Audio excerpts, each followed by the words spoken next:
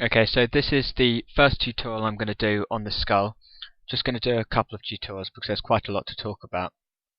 So the skull consists of 22 bones, not including the ossicles of the ear, and these bones are connected by sutures. So on this model you can see these lines here on the skull. These are sutures, which are immovable fibrous joints which connect these bones together. So the skull consists of the cranium and the mandible. So the mandible is this lower jawbone, and the cranium is the rest of the skull. So the cranium can be divided into an upper part and a lower part. This tutorial will just be on the upper part of the skull. So the upper part contains the brain, and it's referred to as the Calvaria. The lower part of the cranium is the facial skeleton, so all of this, and it's called the viscerocranium. So that will be my next tutorial. So you've got 6 bones which make up the Calvaria: the frontal, parietal, temporal, occipital, sphenoid and ethmoid bones. So 6 bones.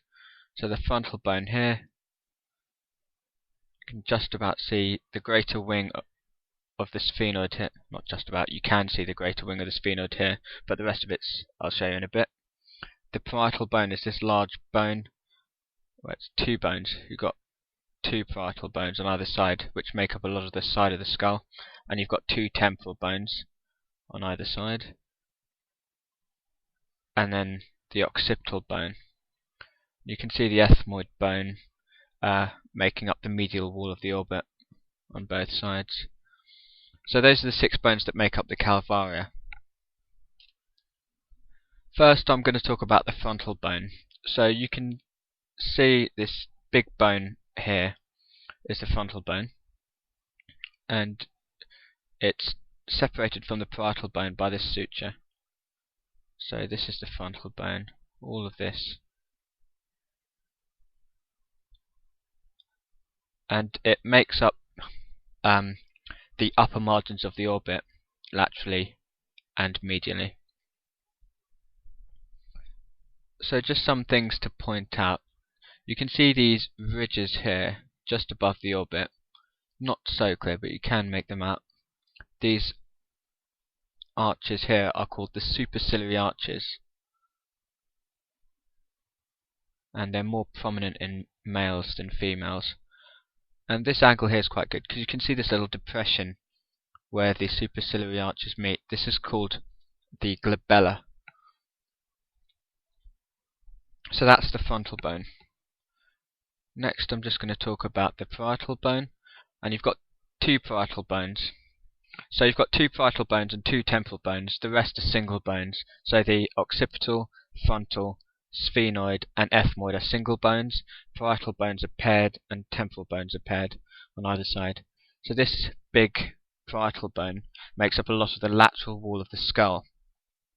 And you can see at the front it articulates via this suture with the frontal bone, and posteriorly it articulates via this suture with the occipital bone. Inferiorly it articulates with the temporal bone via this suture, and it also articulates with the greater wing of the sphenoid via this suture. So I'll just show you from the top what that looks like. So you can see this suture down the sagittal plane, so it's called the sagittal suture, and the 2 parietal bones articulate via that. So those are the parietal bones, big bones on the side of the skull.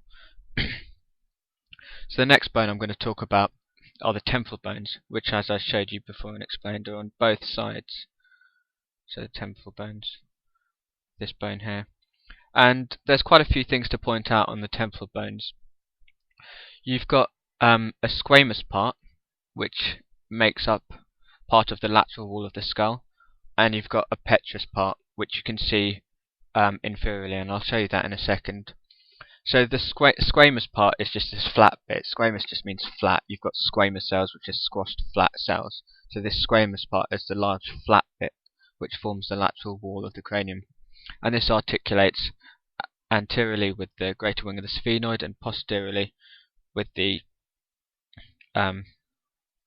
parietal bone and the occipital bone down here.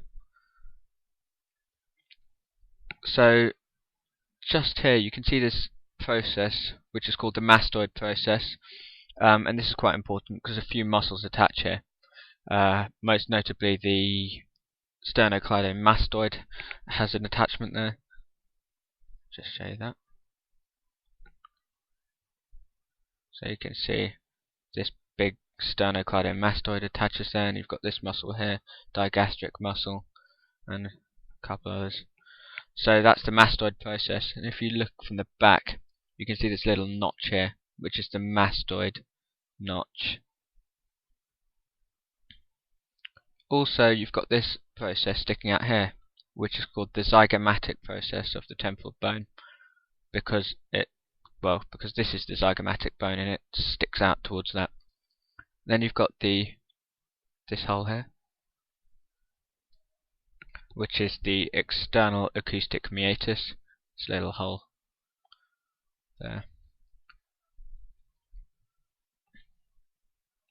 So you've got the squamous part, the mastoid process, the zygomatic process, and this external acoustic opening meatus. So I'll just rotate this round so you can now see the petrous part of the skull. So the petrous part of the skull, well, if you just look at the temporal bone, you can see it runs all the way around here, and it's all of this bone here. So that's the mastoid process. We've also got this little pointy thing, which is the styloid process. So from the inferior view, from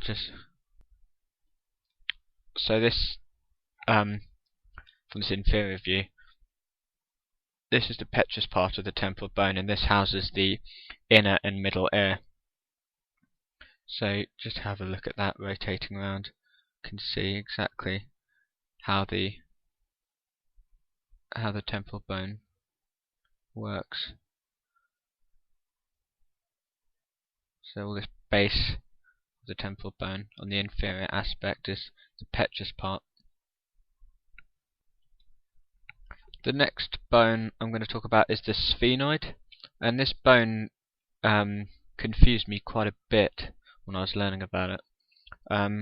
So from this lateral view of the skull, you can see the greater wing here, and you can see the greater wing on either side, but you've only got one sphenoid bone. The sphenoid connects in the middle via body, which you can't see here. I'll show you in a second. So the sphenoid, in the middle, it's got the body, it's got the greater wings, which you can see laterally from outside the skull, and it's got two lesser wings, which I'll show you, and you can see them from inside the skull, and then it's got two pterygoid processes inferiorly, which point downwards. So what you need to know about the sphenoid is that it consists of a body, two greater wings, two lesser wings, and two pterygoid processes. So the best way to show you it is, again, if you follow it as I rotate the skull inferiorly, you can just keep an eye on the greater wing here, and as I rotate it round, you can still see the greater wing here.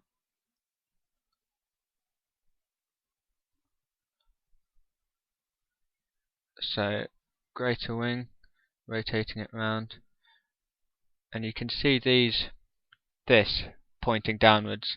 These are the pterygoid processes, and you've got them on both sides. See here, the pterygoid processes sticking downwards. Greater wing, and then the pterygoid processes pointing downwards. So what you've got here, you've got a lateral plate of the pterygoid process and a medial plate of the pterygoid process, and this little hook thing that you can see is called the hamulus. And in between pterygoid processes, you've got the body, the body of the sphenoid, which I'll show you from an inside view.